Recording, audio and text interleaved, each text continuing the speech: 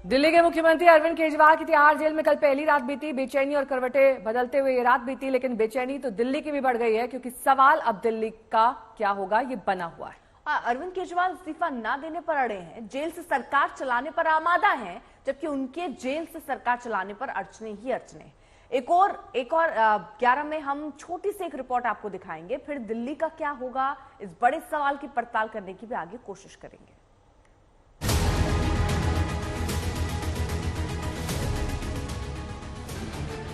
देश का सवाल तो थोड़ा बड़ा है, ज्यादा महत्वपूर्ण सवाल यह है कि दिल्ली का क्या होगा।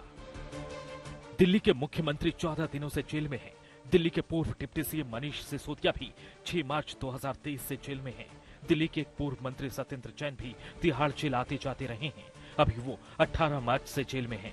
आम आदमी पार्टी के एक बेहद मुखर और असरदार सांसद संजय सिंह भी 13 अक्टूबर 2023 से जेल में हैं।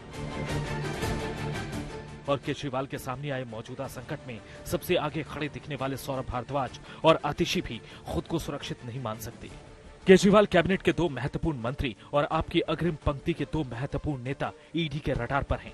शराब घोटाले की लपेट में ये दोनों कब आ जाए, कुछ नहीं कहा जा सकता।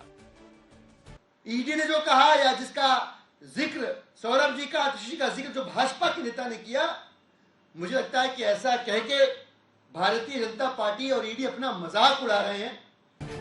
केजरीवाल ने अभी तक इस्तीफा नहीं दिया है और न ही आगे इस्तीफा देने की उनकी कोई मंशा दिख रही है, लेकिन जेल मैनुअल उन्हें जेल से सरकार चलाने का मौका नहीं देता। जेल के अंदर बैठक करना संभव नहीं, जेल के अंदर फाइलों पर साइन होना संभव नहीं। हर फाइल जेलर से होकर ही गुजरती है। ऐसे में सरकारी फाइल की गोपनीयता ही नहीं रहेगी। केजरीवाल एक हफ्ते में सिर्फ 2 मुलाकात कर सकते हैं। जो हमारी कन्वेंशनल प्रिजन है, अगर उसमें ये जेल चलाना चाहें, सीएमशिप चलाना चाहें, वो मेरे हिसाब से मुश्किल होगा, क्योंकि अगर रूल्स आप फॉलो करते हैं तो उस रूल्स में है कि एक प्रिजनर, कोई भी अंडर ट्रायल प्रिजनर है, वो 2 मुलाकातें कर सकता है अपने घर वालों से। फिर उस कोई भी कागज वो साइन करता है तो वो under the supervision of superintendent jail वो साइन करता है। किस चीज पे साइन कर रहा है उस पे सुप्रीम जेल की निगरानी होनी चाहिए। आज तक ने जेल से सरकार चलाने की संभावनाओं की पड़ताल की, नियम कानून खंगाले और यही पाया कि मौजूदा राजनीतिक हालात में केजरीवाल के लिए ना तो कोई विशेष प्रावधान होगा और ना ही वो जेल से सरकार चला पाएंगे। अब रही बात किसी और को बागडोर देने की, तो आतिशी और सौरभ भारद्वाज के लिए खतरे की घंटी पहले से बजती सुनाई दे रही है। और ऐसे में ये सवाल बड़ा और अहम हो जाता है कि क्या केजरीवाल अपनी पत्नी को अपनी सीएम वाली जगह देंगे। राबड़ी देवी जी तैयार हो रही हो, तो मैं 3-4 बार कह चुका पिछले 1 हफ्ते 10 दिन में कि अब वो राबड़ी देवी जी आगे आएंगी, समझे ना। मेरा मतलब है मैडम सुनीता केजरीवाल आगे आएंगी। तो क्या सुनीता केजरीवाल दिल्ली की अगली सीएम होंगी? बीजेपी को ऐसा लग रहा है और केजरीवाल की तरफ से भी इसके संकेत मिलते रहे हैं। पूरे देश में 24 घंटे बिजली का इंतजाम करेंगे। दूसरा, पूरे देश के गरीबों की बिजली फ्री करेंगे। तीसरी, हर गांव और हर मोहल्ले में शानदार सरकारी स्कूल बनाएंगे। चौथा, हर गांव और मोहल्ले में मोहल्ला क्लिनिक बनाएंगे। पांचवी, किसानों को स्वामीनाथन आयोग के मुताबिक सही फसलों पर एमएसपी निर्धारित करके उनको फसलों के पूरे दाम दिलवाएंगे। इंडिया गठबंधन की रैली में सोनिया गांधी की बगल वाली सीट पर बैठना, उनसे बातचीत करना और केजरीवाल के लिए आवाज बुलंद करना, ये सारे कोई कम मजबूत संकेत नहीं। दिल्ली में पंकज जैन के साथ आज तक ब्यूरो। तो केजरीवाल के जेल जाते ही दिल्ली के भविष्य पर उमड़ते सवाल और गहरे हो गए हैं। दिल्ली वालों के दिल में यही सवाल घुमड़ रहा है कि क्या अरविंद केजरीवाल जेल से ही सरकार चलाएंगे। दूसरा सवाल ये सामने आ रहा है कि क्या केजरीवाल अपने किसी मंत्री को बागडोर सौंपेंगे। आतिशी और सौरभ भारद्वाज को लेकर कल ईडी ने कुछ दावे किए। ये कहा था कि केजरीवाल ने खुद पूछताछ में बताया है कि शराब घोटाले का अहम किरदार विजय नायर, आतिशी और सौरभ भारद्वाज को रिपोर्ट करते थे। अब ये माना जा रहा है कि इस खुलासे के बाद आतिशी और सौरभ भारद्वाज भी ईडी के रडार पर आ गए। तीसरा बड़ा सवाल यह है कि क्या अरविंद केजरीवाल अपनी पत्नी सुनीता केजरीवाल को बागडोर सौंपेंगे, और अगर ये संभव नहीं होता है तो क्या केंद्र सरकार आगे बढ़ेगी, एक्शन लेगी और दिल्ली में राष्ट्रपति शासन लग जाएगा। अब हम आपको ये बताते हैं कि केजरीवाल के जेल जाने के बाद सरकार चलाने की क्या क्या विकल्प है। विकल्प नंबर 1, अरविंद केजरीवाल मुख्यमंत्री बने रहेंगे, उन्हें जेल के अंदर एक विशेष व्यवस्था के तहत सरकार चलाने की अनुमति दे दी जाएगी, लेकिन इसकी संभावना काफी कम है क्योंकि उपराज्यपाल लगातार कह रहे हैं कि जेल से सरकार नहीं चल सकती है। अब दूसरा विकल्प क्या है? अरविंद केजरीवाल मुख्यमंत्री बने रहे, अपनी जगह कैबिनेट के किसी एक मंत्री को अपनी अनुपस्थिति में मुख्यमंत्री कार्यालय के कामकाज देखने का जिम्मा दे दे। ऐसा आमतौर पर तब होता है जब मुख्यमंत्री कहीं बाहर जाते हैं या किसी तरीके की मेडिकल इमरजेंसी जैसे हालात होते हैं। विकल्प नंबर 3, अरविंद केजरीवाल इस्तीफा दे दें और अपनी जगह किसी और को मुख्यमंत्री बना दें। हालांकि आम आदमी पार्टी इस संभावना से फिलहाल इनकार कर रही है। अब विकल्प नंबर 4 क्या कहता है? अगर अरविंद केजरीवाल जेल से सरकार चलाने की जिद पर अड़े रहते हैं तो संवैधानिक संकट का हवाला देकर सरकार को बर्खास्त किया जा सकता है। ऐसा करने के लिए उपराज्यपाल अपनी रिपोर्ट राष्ट्रपति को भेज सकते हैं, लेकिन बहुमत वाली सरकार को लोकसभा चुनाव से ठीक पहले बर्खास्त करने के अपने बहुत खतरे हैं। विकल्प 5, कुछ महीनों तक जब तक लोकसभा चुनाव की आचार संहिता लागू है तब तक सरकार चलने दी जाएगी। मुख्यमंत्री के पास कोई विभाग नहीं है, ऐसे विभाग से जुड़े हुए कामकाज प्रभावित होने की संभावना कम है। वैसे आचार संहिता शुरू होने के बाद नीतिगत फैसले लेने का अधिकार सरकार के पास कम होता है। साथ ही इस वित्तीय साल का बजट पास हो गया है, किसी तरीके की वित्तीय चुनौती सामने नहीं है, इसकी संभावना ज्यादा दिख रही है।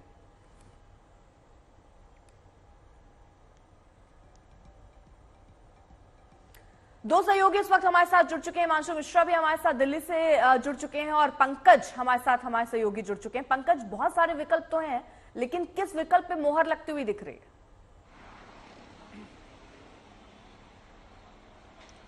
देखिए, आम आदमी पार्टी जो लगातार दावा कर रही है वो ये कि अरविंद केजरीवाल इस्तीफा नहीं देंगे। यही स्थिति आने वाले दिनों में भी बरकरार रहेगी। दूसरी बात अहम यह है कि जो आपने 5 पॉइंट गिनाए उसमें एक अहम बात यह भी है कि फिलहाल आचार संहिता लगी हुई है। कैबिनेट की कोई मीटिंग जून के महीने तक नहीं होने वाली है जब तक आचार संहिता खत्म नहीं हो जाती, तो ऐसे में अरविंद केजरीवाल की जरूरत नहीं पड़ेगी।